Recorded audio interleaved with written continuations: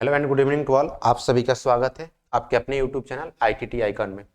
चलिए मुझे कमेंट करके ये बता दीजिए मेरी वॉइस क्लियर है और एवरीथिंग विजिबल है, कहीं वॉइस में कोई प्रॉब्लम तो नहीं है। तो चलिए हम क्लास को शुरू करते हैं और बिना देरी किए हुए आज हमारी जो ये क्लास रहेगी वो 7 क्लास रहेगी, यानी इससे पहले हम 6 क्लास को कंप्लीट कर लिए हैं जिसमें हम वस्तुनिष्ठ प्रश्नों का आपके देख रहे हैं किससे, बहुपद चैप्टर से।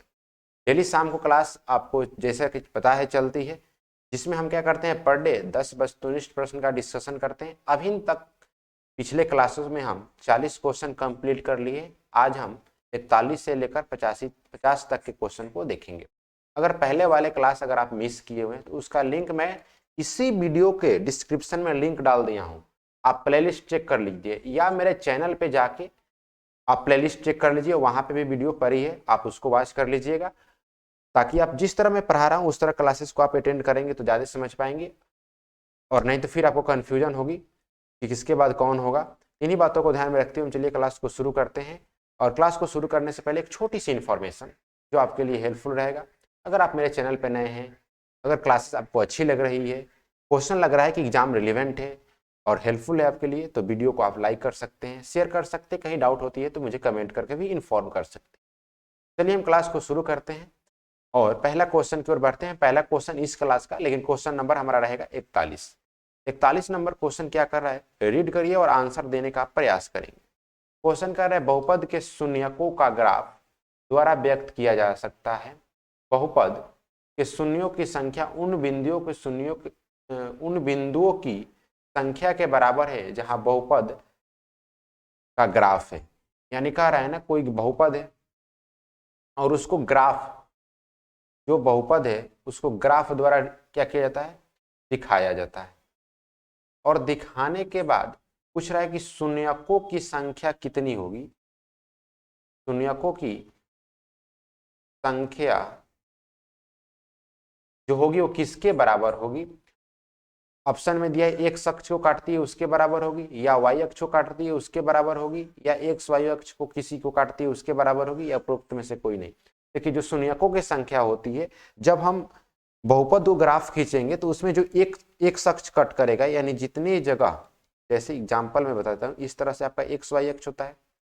अगर कोई इस तरह से है तो जितना जगह एक अक्ष कट करेगा, जैसे 1 2 3, जितना जगह कट किया उसकी शून्यकों की संख्या होगी। तो हम किससे निर्धारण करते हैं, एक्स अक्ष से। एक्स अक्ष को जितने बार काटेगी उतनी शून्यकों की संख्या होगी, इसको ध्यान में रखेंगे।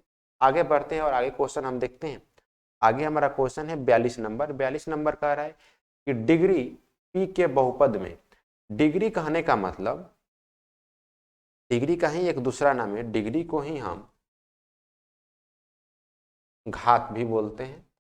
घात कितना है, पी है। तब पूछ रहा है बहुपद में केवल कितने, यानी शून्य होंगे। शून्य कहने का मतलब उसमें मूलों की संख्या कितनी होगी, शून्यकों की संख्या कितनी होगी। तो ऑप्शन हमारा बी कह रहा है कम से कम पी होंगे। मैं फिर से बता रहा हूं आपको, ऑप्शन ए कह रहा है केवल एक शून्य होंगे, कम से कम पी शून्य होंगे, और सी कह रहा है पी से अधिक होंगे, और डी कह रहा है अधिकतम पी होंगे। एक चीज मुझे बात बताएंगे, जब घात 2 होता है इसमें शून्यकों की संख्या कितनी होती है, अधिकतम 2 होती है। जब घात 1 होता है तो शून्यकों की संख्या अधिकतम कितनी होती थी, 1 होती थी। और जब घात 3 होता था तो शून्यकों की संख्या कितनी होती थी, 3 होती थी। तो यहाँ पे कह रहा है कि घात p है तो शून्यकों की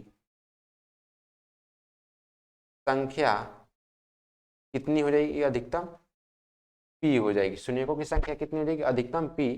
तो हमारा ऑप्शन इस प्रकार कितना हो जाएगा, ऑप्शन हमारा डी हो जाएगा। यानी देखिए जब कभी शून्यकों की संख्या पूछे ना, कि घात दे दिएगा, घात और डिग्री दोनों एक ही चीज है, घात को ही हम डिग्री बोलते हैं। तो इससे कंफ्यूज मत हो जाइएगा, डिग्री क्या है और घात क्या है। डिग्री और घात का मतलब एक ही होता है, और किसी भी बहुपद में शून्यकों की संख्या अधिकतम उतना ही हो सकती है जितना उसका डिग्री हो, जितना उसका घात हो। तो यहाँ घात कितना है, p है, तो अधिकतम शून्यकों की संख्या कितनी होगी, p। इस प्रकार ऑप्शन हमारा कौन सा सही होगा, ऑप्शन डी सही होगा। चलिए आगे क्वेश्चन का बढ़ते हैं और आगे क्वेश्चन हम देखते हैं। आगे हमारा जो क्वेश्चन कह रहा है वो कह रहा है, यह देखते हुए यह देखते हुए कि त्रिघात बहुपद p x cube Q x square are x s के दो शून्यक 0 है, तो तीसरा शून्यक क्या होगा। देखिए ये बहुपद हमारा दिया है त्रिघात P x cube Q x square are x plus S. इसको तुलना हम करेंगे त्रिघात बहुपद के व्यापक रूप A x cube B x square plus C x plus D. यहाँ से हमें क्या मिलेगा, यहाँ से हमें मिलेगा A equal to P, B equal to Q and C equal to R and D equal to S यहाँ से मिलेगा। देखिए मैं व्यापक रूप लिखकर उसमें जो एक्स क्यूब का गुणांक था, यानी यहाँ देखिए एक्स क्यूब का जो गुणांक था, यहाँ एक्स क्यूब का गुणांक था, यहाँ एक्स स्क्वायर का गुणांक, यहाँ से एक्स का गुणांक, और यहाँ से कांस्टेंट पद को मैंने क्या कर दिया, बराबर कर दिया और कुछ नहीं किया हूँ। अब चलिए क्वेश्चन में क्या कर रहे हैं, देखिए दो शून्यक बोला है। ऐसे त्रिघात बहुपद में कितने शून्यक होंगे, 3, अल्फा बीटा और गामा। हम दो शून्यक शून्य दिए हैं, मान लेते हैं कि बीटा इक्वल टू भी 0 है और गामा इक्वल टू भी 0 है। हमसे पूछा है कि जो अल्फा बच गया उसका मान कितना होगा। एक फॉर्मूला आपको पता होगा त्रिघात बहुपद में, मूलों का योग, मूलों का योग कितना होता है, alpha plus beta plus gamma बराबर माइनस बी बाई ए होता है। यहाँ देखिए अल्फा प्लस बीटा का मान कितना है, 0, गामा की भी मान 0 है। यहाँ से बी का मान कितना है, यहाँ से बी का मान क्यू मिलेगा माइनस क्यू, ए का मान कितना मिलेगा पी, तो माइनस क्यू बाई पी, यानी अल्फा बराबर कितना हो जाएगा, Q by P answer, minus यहाँ पे होगा माइनस क्यू बाई पी। इस प्रकार आंसर हमारा कौन हो जाएगा, माइनस क्यू बाई पी हमारा ऑप्शन ए सही होगा, ऑप्शन ए सही होगा, माइनस क्यू बाई पी। इस क्वेश्चन में सिंपल क्वेश्चन है, साधारण क्वेश्चन है, बहुत इजी क्वेश्चन है। आपको दो शून्यक 0 दिया था, तीसरा जो बचा था उसका मान पूछा था। देखिए इसमें से जरूरी नहीं है कि हम बीटा और गामा को ही शून्य के बराबर करेंगे, आप किसी दो को शून्य के बराबर कर लीजिए और तीसरा जो बचेगा उसका मान निकालेंगे तो minus Q by P he answer आएगा। आंसर में कोई चेंज नहीं होने वाला, क्योंकि जो इस साइड वाला है वो तो सेम ही रहेगा। इसमें से किसी कोई एक दो चेंज होने वाला है, 2 0 करेंगे तो तीसरा बचेगा, तीसरा हमें निकालना है। अब तीसरा अल्फा हो सकता है, बीटा हो सकता है, गामा हो सकता है, कुछ भी हो सकता है। आपके ऊपर मर्जी है कि आप किसको मान रहे हैं और किसको नहीं मान रहे हैं। इस प्रकार ऑप्शन हमारा जो होगा वो करेक्ट ऑप्शन ये होगा, कितना, माइनस क्यू बाई। हम आगे बढ़ते हैं, क्वेश्चन आगे देखते हैं।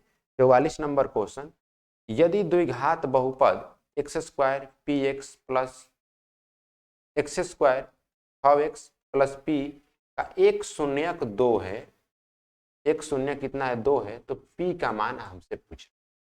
अगर किसी को आंसर आता है तो कमेंट करके मुझे बताए, उसको मैं प्रॉपर 30 सेकेंड का समय दे रहा हूँ, प्रॉपर 30 सेकेंड का समय उसको दे रहा हूँ, कमेंट करके मुझे जरूर बताएं। चलो कमेंट करके बताओ, वेट कर रहा हूँ।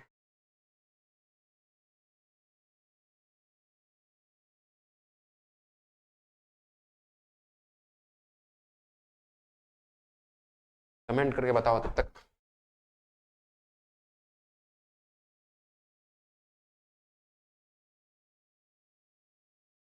जल्दी करो और कमेंट करके बताओ इसका आंसर कितना होगा। पी का मान हमें निकालना है, पी का मान कितना हो सकता है ये बतानी है आपको, कमेंट कर पी का मान कितना हो सकता है।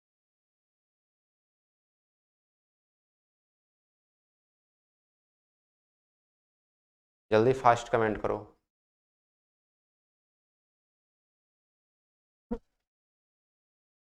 टाइम खत्म हो रहा है, खत्म भी हो गया।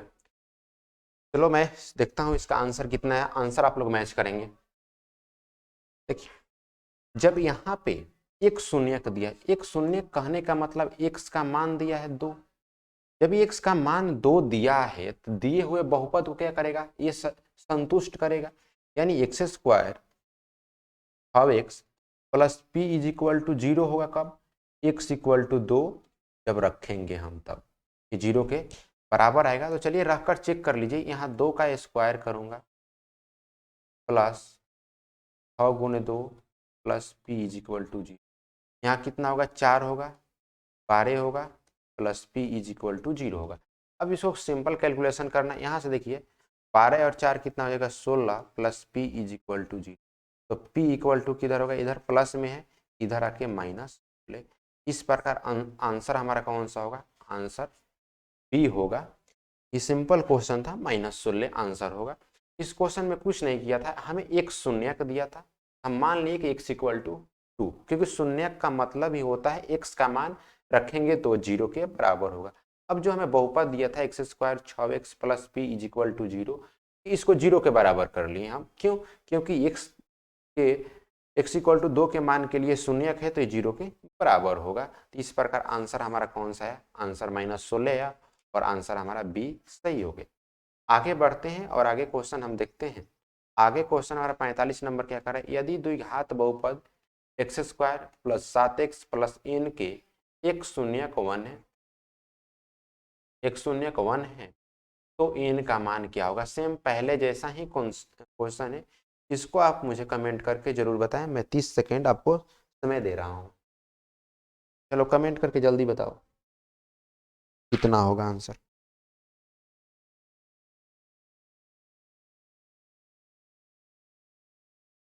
प्रॉपर 30 सेकेंड में दे रहा हूं, देखते हुए आंसर आ जाना चाहिए था इतना देर में। तो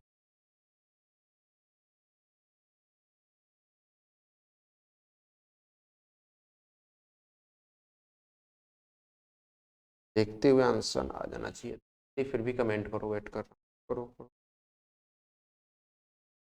जल्दी करो, जल्दी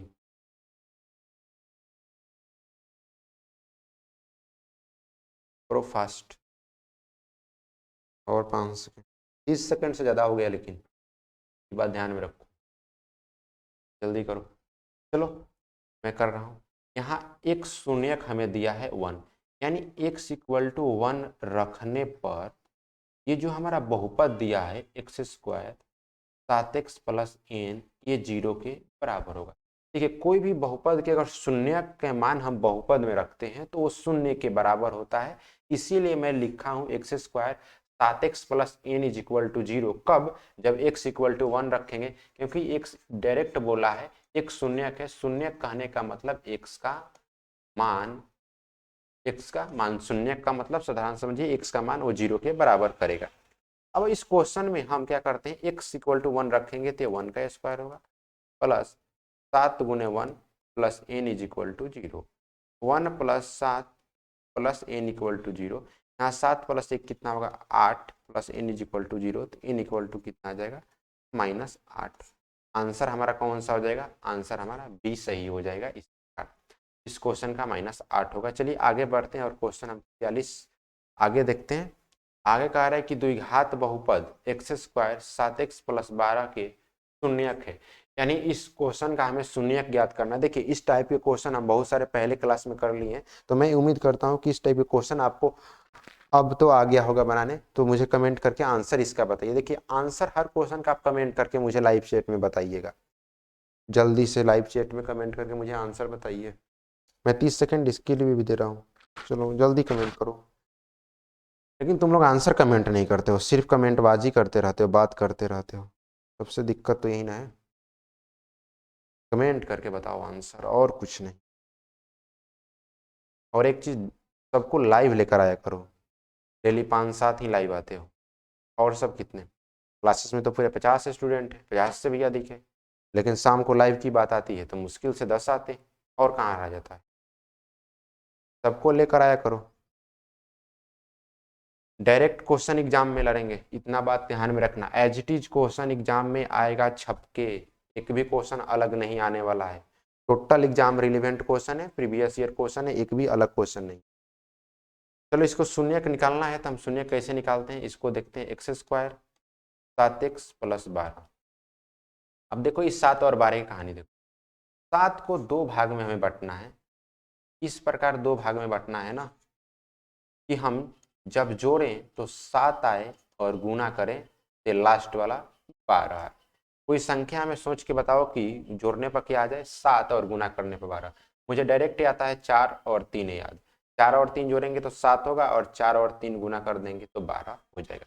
इसको लिख दो, एक्स स्क्वायर 7x की जगह पर 4x प्लस 3x प्लस 12।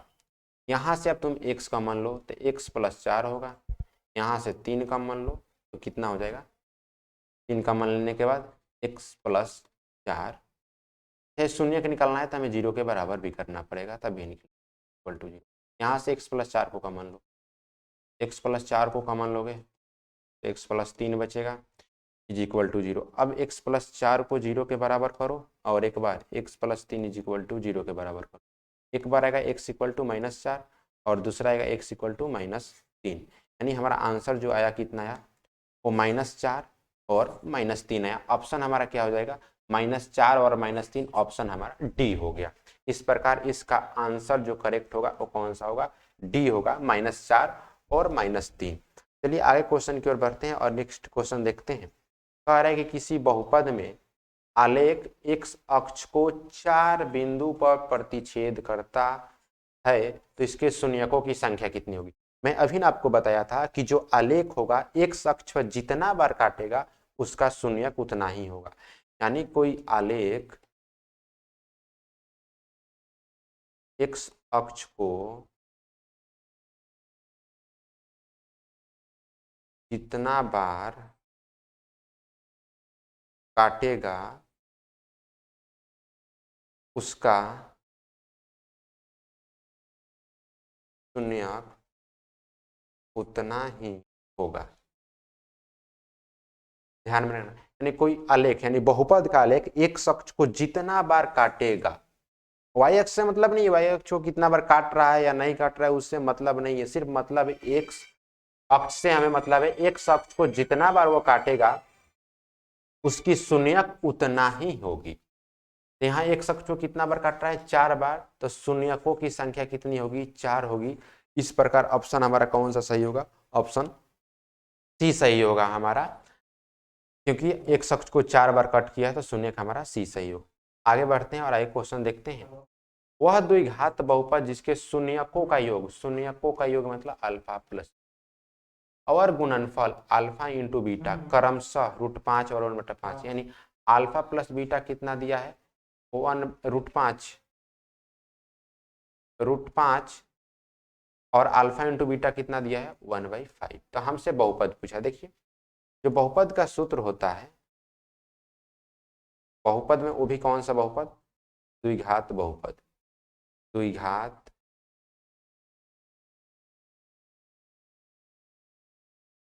बहुपद कितना होता है, x² minus alpha plus beta into x plus alpha into beta होते हैं। यहाँ से अब अल्फा प्लस बीटा कितना दिया है, देखो √5 दिया है तो √5 लिख लो, अल्फा इंटू बीटा कितना दिया हुआ है 1/5 लिख लो। ठीक है, यहाँ तक 1/5 लिख लो आप। अब क्या करो, यहाँ से सबका मान रखो, x² माइनस √5x हो जाएगा प्लस 1/5x हो जाएगा। अब गुना कर दो इसको, कितना होगा, x² ये 5 माइनस 5 √5x प्लस यहाँ से x नहीं हटाओ, x यहाँ से कितना हो जाएगा 1/, में ऑप्शन देखो तो यार, ऑप्शन बटा में कोई में 5 नहीं है, लेकिन माइनस प्लस वाला एक बार चेक कर लो, आंसर हम कर लेंगे। यहाँ माइनस है, बाकी सब मिल रहा है, ये प्लस है, ये आंसर सही होगा। लेकिन यहाँ पे एक चीज छूट गया है, इसके नीचे 5 हो। ठीक है, आंसर हमारा इस प्रकार कौन सा सही होगा, आंसर जो सही होगा हमारा बी सही होगा 49 का। लास्ट क्वेश्चन देखते हैं 50। कह रहा है बहुपद का घात कितना होगा, बहुपद का हमें घात पूछा है। घात पता करने के लिए हम x का पावर देखते हैं, x का पावर कितना है 3 है, यहाँ x का पावर कितना है 2। अब हम कौन सा पावर लेंगे, तो पावर में मैं बताया था कि सबसे अधिक हमको लेना है, सबसे अधिक कितना है 3 है, तो 3 ही हमारा क्या होगा, इस बहुपद का घात होगा। तो ऑप्शन हमारा कौन सा, सी सही होगा। अच्छा, जब घात कितना है 3, ये कौन सा बहुपद होगा, त्रिघात बहुपद। त्रिघात बहुपद हमारा क्या होगा, आंसर होगा। त्रिघात बहुपद का व्यापक रूप पूछूं तो कितना लिख बोलेंगे, x³ bx², सबका रिवीजन करते चलिए, cx = d। इसमें आपको a b c और d के बारे में बताया था, क्या वास्तविक संख्या जहां ए बताया था नॉट इक्वल टू 0 बताया था। ये जितने मैं इन्फॉर्मेशन एक्स्ट्रा बता रहा हूँ इसलिए बार बार मैं बताता हूँ, हर क्वेश्चन में बताता हूँ कि ताकि आपको याद हो जाए और फिर एग्जाम में आप छोड़े नहीं, क्वेश्चन जैसा भी घुमा कर पूछे। आज ही क्वेश्चन हमारी कंप्लीट कर लिए, टोटल 10 क्वेश्चन कंप्लीट किए आज, और टोटल क्वेश्चन की बात की जाए तो टोटल हमारा 50 क्वेश्चन हो गया। तो फिर मिलते हैं हम कल शाम की क्लास में। तब तक आप क्या करेंगे, वीडियो को जितना पॉसिबल हो उतना आप शेयर करें, अपने दोस्तों को लेकर आए कि डेली शाम को क्लासेस चलती है। डेली जितने ज़्यादा स्टूडेंट होंगे उतने मैं क्लासेस आपके लिए बढ़ाऊंगा। सारे सब्जेक्ट क्लास धीरे धीरे आएंगे, मैथ हो गया, फिजिक्स हो गया, केमिस्ट्री हो गया, बायोलॉजी हो गया, history, geography, polity, economics, Hindi, Sanskrit, English, सारे सब्जेक्ट के क्लास आएंगे, एक भी सब्जेक्ट नहीं छूटने वाला है। अभी सिर्फ मैथ और बायोलॉजी चल रहा है। अगर आपका साथ रहेगा, जिस दिन 50 स्टूडेंट अगर लाइव मुझे मिलेंगे बैच में, लाइव देखते हुए, जितना तुम जो सब्जेक्ट बोलोगे, चाहे हिस्ट्री की बात करो, हिस्ट्री, पॉलिटी, जियोग्राफी, जो भी सब्जेक्ट हो, चाहे पॉलिटी की बात करो, फिजिक्स, केमिस्ट्री, बायोलॉजी, जो भी, हिंदी, इंग्लिश, मैथ, सारे सब्जेक्ट क्लास लाइव होंगे। बस मुझे 50 स्टूडेंट लाइव दिखाओ क्लास में। 50 स्टूडेंट लाइव जिस दिन मुझे दिखेंगे उस दिन मैं क्या करूंगा, सारे सब्जेक्ट क्लास आपके लिए लगाऊंगा। तो वीडियो को इतना शेयर करो ना, कल की क्लास में 50 लाइव दिखना चाहिए, और फिर उससे अगले दिन सारे सब्जेक्ट क्लास मुझसे लो। चलो इन सब बातों को रखते हुए हम आज की क्लास को यहीं पे रुकते हैं और मिलते हैं फिर कल शाम को। तब तक आप क्वेश्चन को रिवीजन करते रहिए और वीडियो को जितना हो सके उतने शेयर करिए, लाइक करिए और सब्सक्राइब